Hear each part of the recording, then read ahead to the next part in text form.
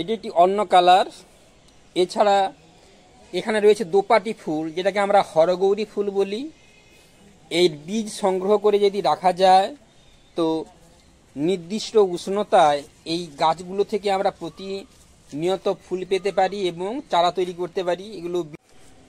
নমস্কার বন্ধুরা, আমি আজ গৌরী শঙ্কর বাসুলি মহাশয়ের বাড়িতে এসেছি। তো যদিও আমার আসাটা অনেকটা দেরি হয়ে গেছে, তাই শীতকালীন যে বিভিন্ন ফুল, সেই ফুলের সৌন্দর্য কিন্তু আমি ততটা পাচ্ছি না এই মুহূর্তে, কারণ সময় অতিবাহিত আর প্রায় গরম চলে এসেছে। সে কারণে যে কুয়াশা প্রতিনিয়ত প্রতিদিন হতেই থাকে, তারই প্রভাবে গাছগুলো আস্তে আস্তে নষ্ট হয়ে যাচ্ছে, অর্থাৎ ফাঙ্গাসাইডের আক্রমণ ঘটছে। আর প্রস্ফুটিত ফুলগুলি, পাপড়িগুলো কুয়াশার কারণে নষ্ট হয়ে যাচ্ছে। তাহলেও যে এর সৌন্দর্য একেবারেই নেই তা নয়। তাই সৌন্দর্য যতটাই আছে, সেই সৌন্দর্যে আমরা এসে অবগাহন করি, আর এই সৌন্দর্যের পিছনের যে রহস্য তা আপনাদের সামনে তুলে ধরব। এটি ক্ষুদ্র ছাদ বাগান হলেও বিভিন্ন ধরনের গাছের সমারোহ রয়েছে। এখানে যেমন আমরা দেখতে পাচ্ছি চুনাগাঁদা, তো প্রায় মাঝবয়সী, অর্থাৎ বহু ফুল তুলে নেওয়া হয়েছে। এছাড়াও যে ফুলগুলো রয়েছে এগুলো সার এবং প্রকৃতিগত কারণে আকারে ছোট হয়ে গেছে। এছাড়া এই যে ফুলের যে রং, এই রঙগুলো কিন্তু কুয়াশা পেলেই আস্তে আস্তে ফেড হয়ে যায়, অর্থাৎ লালচে ভাবটা ক্রমশ সাদাতে পরিণত হয়ে যায়। এই এক ধরনের ফুল। এই মুহূর্তে এই ফুলটি আমার মনে আসছে না, তাহলে অপর প্রান্ত রয়েছে, এগুলিকে আমরা বলছি চেরি ফুল। এগুলো সিঙ্গেল পাপড়ির ফুল, ছোট হয়, আর এই চুনা ফুল দিয়ে মালা গাঁথলে এতই সুন্দর লাগে যা আমরা কল্পনা করতে পারি না। এটি হচ্ছে পিটুনিয়া। এটি যে সাদা পিটুনিয়া। সাধারণত পিটুনিয়া গাছগুলো হয় এই ধরনের, অর্থাৎ ছোট ঝাঁকড়া আর গুল্ম জাতীয়। দেখুন গাছগুলো মাল্টি কালার যুক্ত, অর্থাৎ এটি গোলাপি, সাইডে সাদা, আর এটি হচ্ছে একটা পিঙ্ক। কিন্তু এই গাছটি দেখুন সাদা বর্ণের গাছ, ফুলগুলো সাদা হচ্ছে, কিন্তু গাছগুলো খাড়া হয়ে সোজা দাঁড়িয়ে আছে প্রায় 2.5 থেকে 3 ফুট।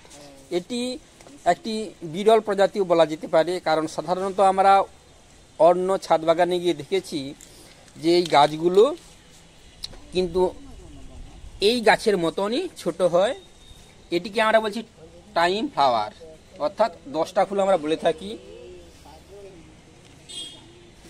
এটি হচ্ছে কুন্দ গাছ, আর এখানে বিভিন্ন ভ্যারাইটির জবা, যেগুলোতে এখনো কুঁড়ি আসেনি। তো কাক্ষি মুকুলে কিছু কিছু কুঁড়ি এসেছে, দেখুন ছোট ছোট কুঁড়ি।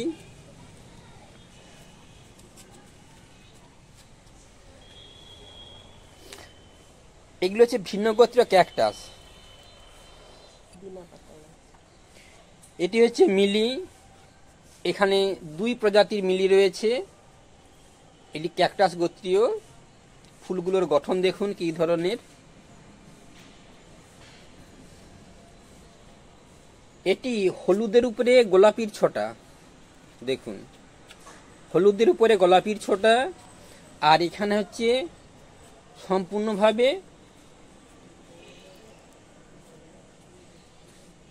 এটি একটি অন্য কালার। এছাড়া এখানে রয়েছে দোপাটি ফুল, যেটাকে আমরা হরগৌরী ফুল বলি। এই বীজ সংগ্রহ করে যদি রাখা যায় তো নির্দিষ্ট উষ্ণতায় এই গাছগুলো থেকে আমরা প্রতিনিয়ত ফুল পেতে পারি এবং চারা তৈরি করতে পারি। এগুলো বীজ থেকেই চারা হয়।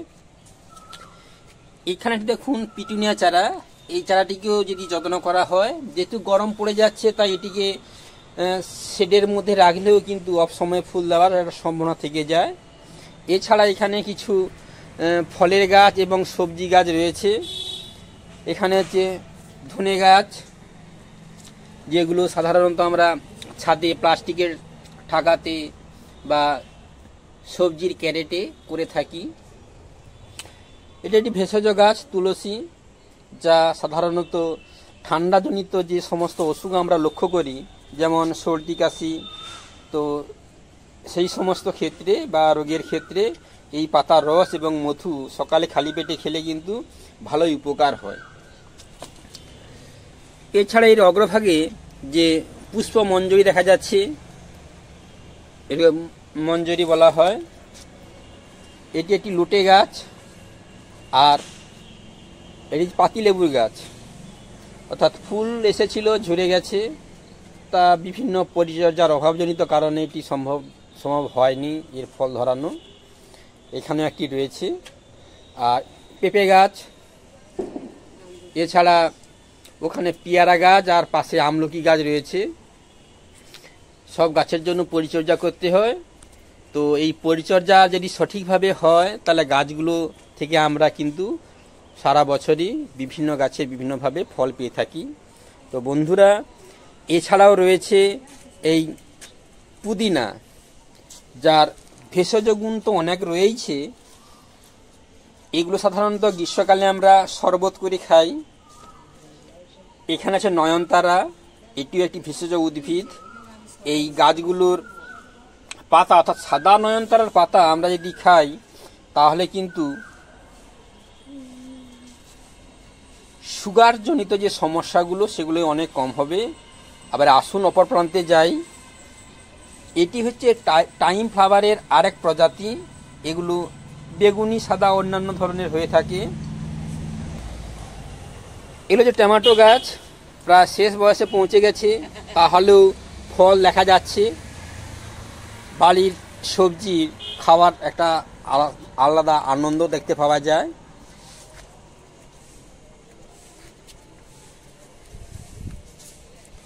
এগুলোকে বলা হয় বটম ফুল, লাল বটম। বাড়ি সাজানোর জন্য এগুলো ব্যবহার করা হয়। সাধারণত বাসর ঘর সাজানোর জন্য এগুলো প্রচুর পরিমাণে ব্যবহার করা হয়। এগুলো হচ্ছে জারবেরা। ফুলটি ফুটেছিল প্রায় শেষ প্রান্তে, কিন্তু ফুলগুলোর কুঁড়ি দেখুন কিভাবে নষ্ট হয়ে গেছে লেদা পোকার জনিত কারণে। এছাড়া এখন বর্তমানে জারবেরা সারা বছরই হয়, এরকম ধরনের চারা পাওয়া যায়। তো আপনারা যদি সঠিক পরিচর্যা করেন, তাহলে অবশ্যই গাছগুলোতে সারা বছরই ফুল পাবেন। এগুলো চন্দ্রমল্লিকা। ফুল হওয়ার পরে গাছগুলোকে যদি যত্ন করা হয়, এই গাছগুলো নতুন তেওড় হবে এবং সেই তেওড়গুলোকে আগের বছর কেটে আবার নতুন চারা তৈরি হবে। বাড়িতেই চারা তৈরি করতে পারবেন। তো এই বাড়িতে কীভাবে চারা তৈরি করবেন, এই প্রসেস একদিন আপনাদের সামনে অবশ্যই উপস্থাপন করব। এখানে আমরা গোল লঙ্কার গাছ দেখছি, যেটাকে আমরা গুলি লঙ্কা বলি।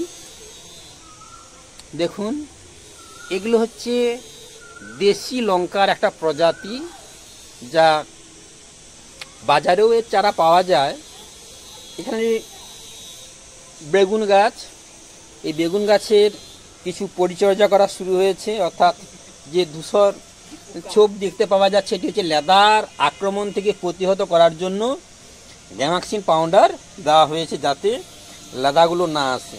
তো ছাদ বাগানে ফলের গাছের সুরক্ষার জন্য যে লেদার প্রতিরোধ গড়ে তোলা কিন্তু খুব সহজ একটা ব্যাপার।